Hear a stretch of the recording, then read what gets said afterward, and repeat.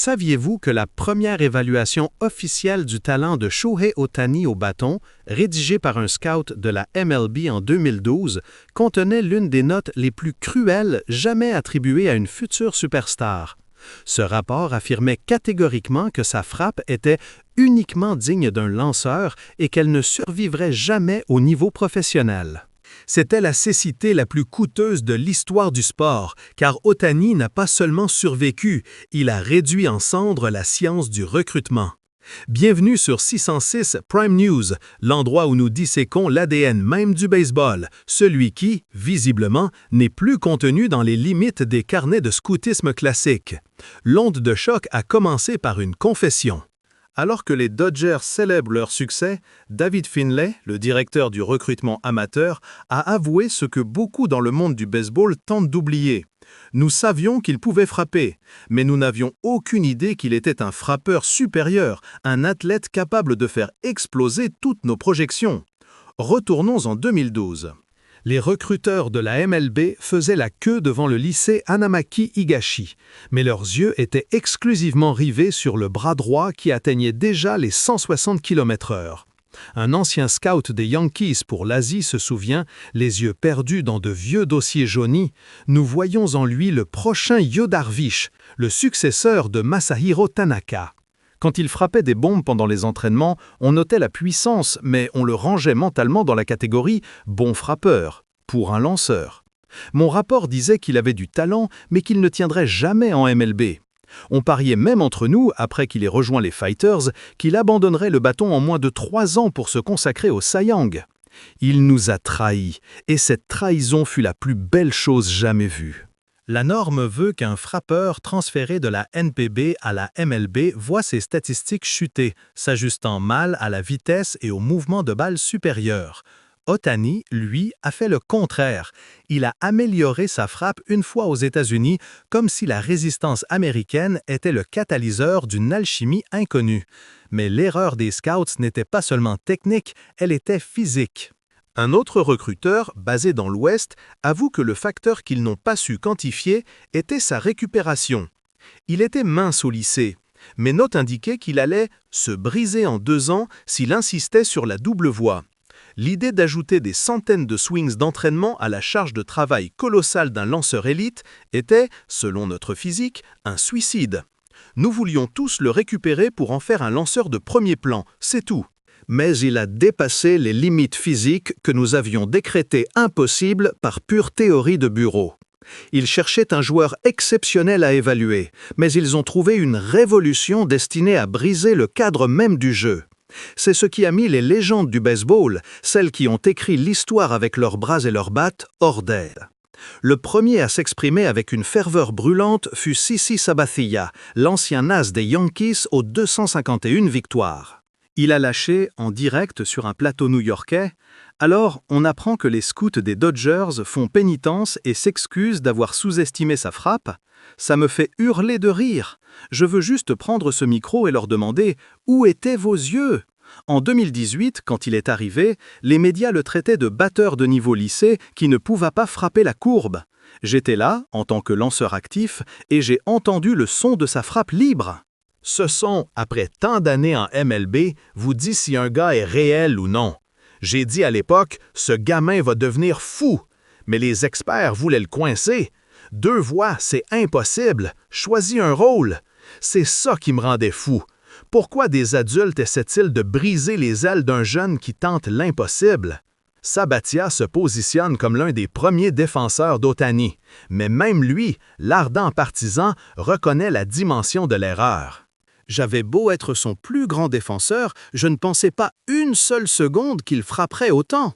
Mon scénario optimiste, un lanceur star candidat au Cy Young et un frappeur à 2,70 avec 35, peut-être 40 circuits au maximum, ce qui est déjà fou pour un lanceur.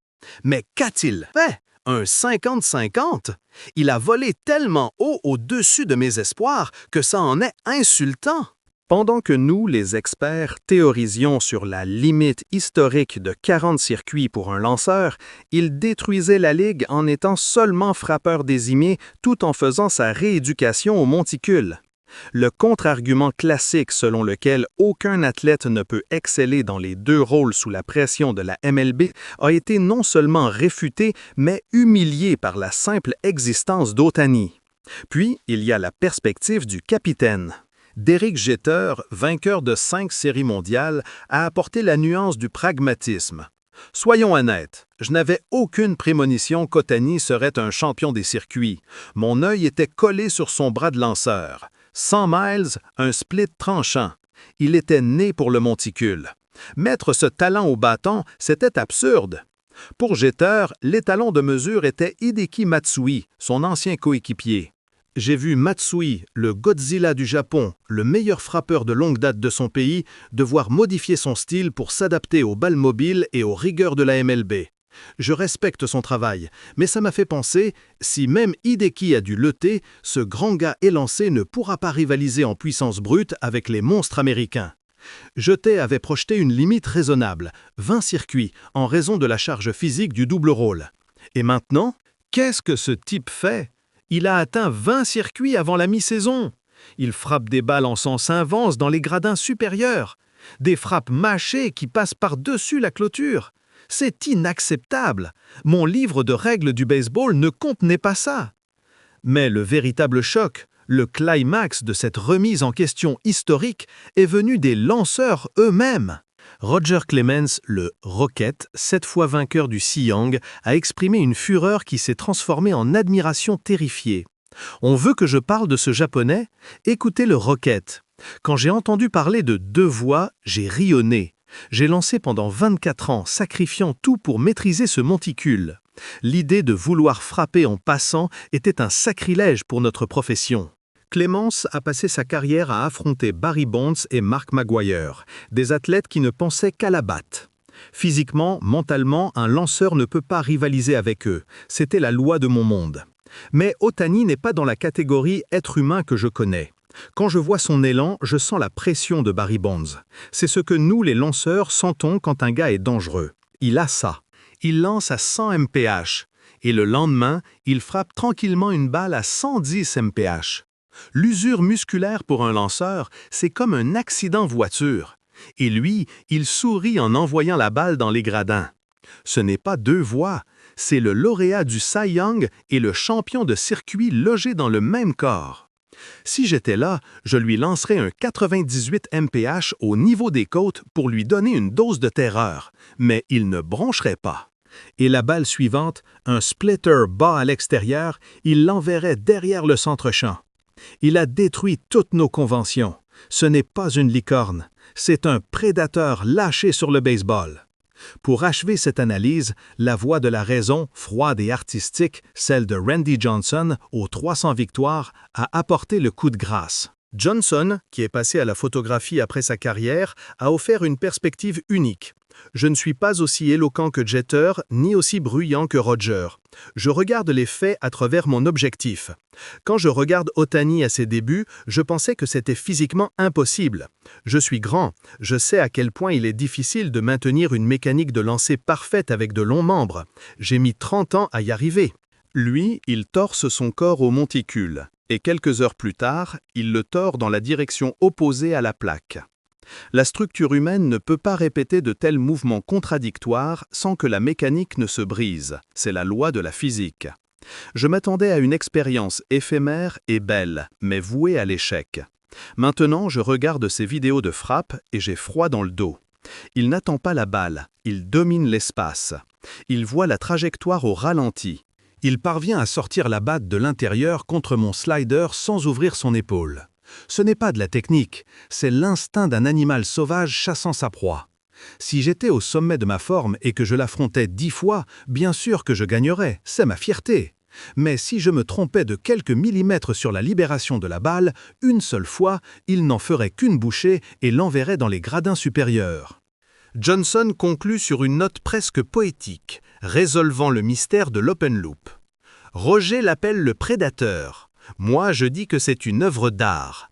La forme épurée, les muscles tendus, la concentration silencieuse. Il défie toutes les lois que j'ai apprises. Il a prouvé que j'avais tort. À cette belle défaite, je lève mon verre.